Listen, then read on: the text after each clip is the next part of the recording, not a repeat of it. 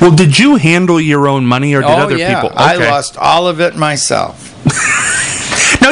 Now people are going to think you're serious. Is it true? Yeah. Really? You lost it all? Betting on America. Who thought it was going to go from way up to way down since '88? I'm telling you, it's hard for me to short the market. I just can't hope that America industry doesn't win, doesn't dominate. It's difficult. It's unpatriotic, and it's hard for me, and I lost my retirement doing it. Now listen, I like you because you're honest, and let's talk about this. At your height, what was your worth, your net worth? Oh, only about $3 million. That's a lot of money. $3 million. Yeah. After tax, you have to earn about $6 and pay taxes. And then I had wives, and and I lived a high life. If you're going to have money, you're going to travel around, and so I spent it rather than give it to the government. So what do you have today? Well, not much. Really? Right. That's honest. Yeah. How do you? How do you make I divested myself of my assets because I knew my health was bad, and I didn't want my kids to have to go through probate. So I gave them whatever monies that I had left in assets, because it's just better. What do you want to do? Leave your kids a big legal problem, you see? So now I don't, and I don't know what's the matter with my driver's license, but they've suspended it. So actually now, not only do I have no place to live, but I've got a credit card and I can stay in hotels, but I can't drive until I figure this out. California suspended my license, and so I feel, but you learn. I walk along the street, now I go from the old Super 8 that you advertise there, which is really the center of economic activity in this town, is out there where that Super 8 and the Meyer is. And I walk over to the Buffalo, and I see things on the side of the road, which I, of course, had never seen if I just drove by, And I pick up these things because, to me, it tells me about the society. And I find parts of cars, and they're important parts. And I wonder how the car is driving without that part now. Just seems odd to me. And then, we're known by the things that we leave behind. Kind of like I'm an archaeologist of the society now instead of digging deep in the dirt. I'm finding what they're going to find right now. You don't find shards of pots with Americans these days, but you do find car parts. Well, throughout your career, what would you say was your best year in life financially? I think 84. 84. Okay. Since 84 to now, $3 million to now, what cost you the most money? Was it wives living the high life? What was it? It was a stockbroker who told me about a company, IMTEC, IMM. You can look it up and see the history of this company. He told me that this company had a radical new way of delivering a drug, and that it was going to be used in Africa for AIDS. And you took a pill, and the body's ability to cleave off proteins would be the way in which this drug is cleaved from the pill, and then you wouldn't need to inject and have needles. And that Bill Gates' foundation would be the purchaser of all of the pills.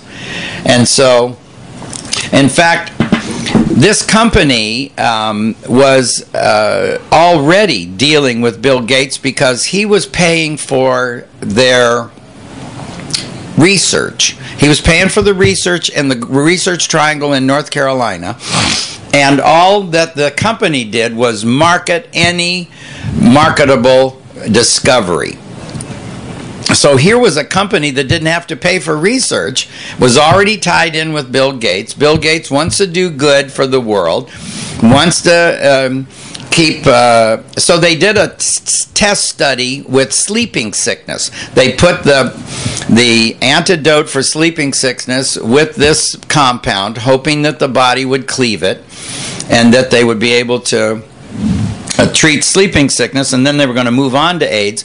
And the study, which only had like 10 guys in one village, and 2 of them got a kidney problem, and the stock trashed from $7 to 50 cents. And I thought, it was a done deal and going to go to $30 or something. So I had a lot. I guess, I don't know, $500,000 or $600,000 worth. Wow. Went away. Then after that, I became more aggressive because I wanted to get my $500,000 back. And so I was more aggressive and bet bigger and lost again and again, and finally it was all gone. I remember the last bit of money, I was betting that I was buying options. I was betting that Apple would close above 200 by Christmas, and it was at 190. And I know the market loves round numbers, and it didn't. It stayed around 197, and the value of my 200, I bought options for the price 200. And they were worthless, and there went all the money. When $500,000 goes down the drain, how do you feel? It's shocking. It is. You're numb. You wander around, and you don't want to tell your family, that, and you just figure, oh, well, I don't get to retire now, and I'll have to be working. And so I did that till I finally had a heart attack, and that's where I'm at now. But I've got a patent on the new software for slot machines, and I think I could be rich all over again. What do you see once you get in the door? Because that's where we're at, getting in the door with one of these companies. Yeah. When you get in, Bill Gates, I had to go to him. They need to put my software on his website as a virtual casino, and then the kids will see that they like my format and the way my games go, and then when they pass a law allowing for online gaming, we'll be ready to go. Or else Jeff Bezos. I really like him. When he laughs, he goes, ho, ho, ho, and throws his head back. I like the way he laughs, and I think he's probably a fan of mine. You said you wanted to meet with Mark Cuban, didn't you? Yeah. I think I have an in there. I know somebody down at... I don't want to be on the show, and be like an amateur. I think I have a valid idea. I think I'm a visionary, and I see the future of online gaming. Is that trouble? People hear Gallagher and they say, this can't be right. Right, but I'll send them the patent. They can read it for themselves. It doesn't have anything to do with me. It's a good idea, and it has legs. It stands on its own. When you first had the heart attack, you told me you wanted to do a sitcom with Roseanne and John Goodman. That wasn't picked up. Do you remember this? Yeah. What happened to that? Would you do a sitcom now? Yeah. Were you ever offered a sitcom? No. Now that's strange. Yeah. You were big. Yeah. Nobody ever said, no, here's a sitcom. No. That's nuts. It is. Would you like to do theater? No. Why not? I'm just tired. I'm tired. I really can't. You don't get your energy back in 24 hours. If you do a 2-hour play, it's 22 hours until you're on stage again. Movies. Well, I just did a commercial for Geico, and there was a lot of people standing around. There was a lot of pressure, and I had to run, and I pulled a muscle when I was doing the running, and was in terrible pain and had to be happy, and it was very hard to act happy with a pulled muscle behind your knee and your whole calf swollen solid. It was like a cramp. It was just terrible. Radio, what we're doing now. I'd rather do radio. And somebody should offer you that. Where's all those internet radio companies? I don't know. Satellite. They should offer you your own show. Well, I died in March. I thought I was done. You're not dead. I know, so... You're not dead. It's hard to get involved in life again. It's almost like losing all your money. Do you like smashing the watermelon today? Well, I don't care. I let the other people do it because they need memories. And so I'm going to be out there. I met the guy that owns the bar out here called Regulators, and he tried to get a licensed to sell liquor on Sunday, and they said no. So he's going to just have his bar open for kids.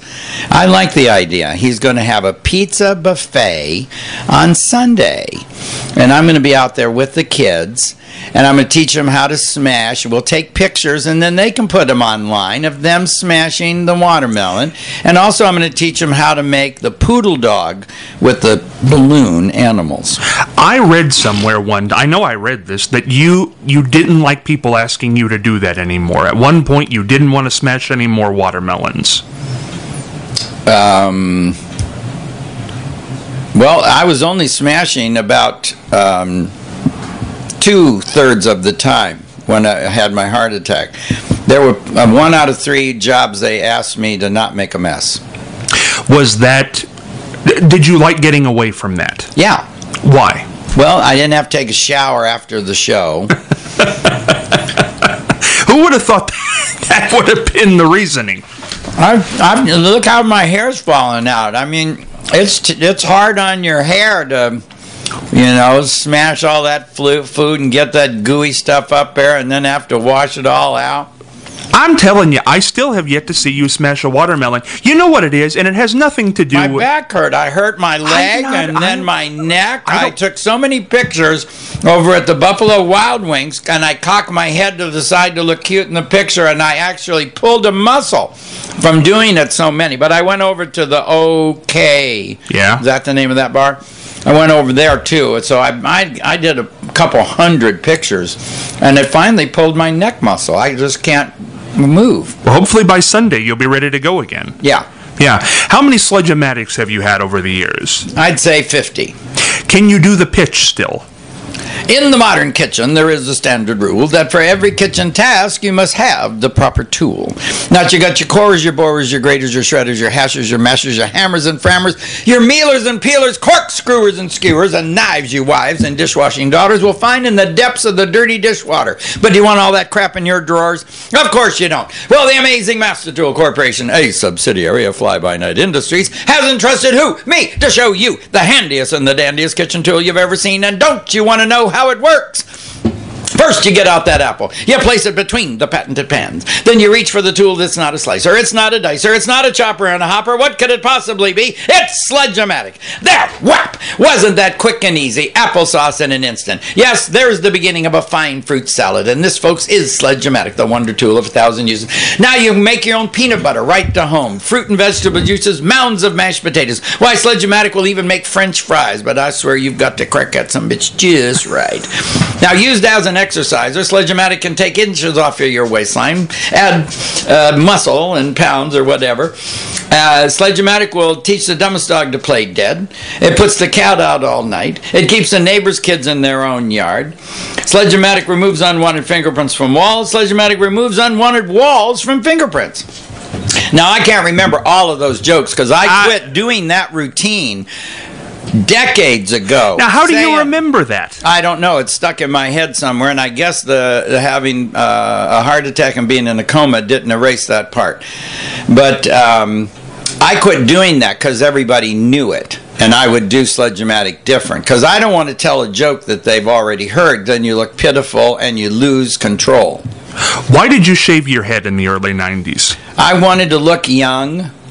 And I thought if I shave my head, they can't see where the hairline is, where I'm bald from, and so I tried it, and everybody complained so much.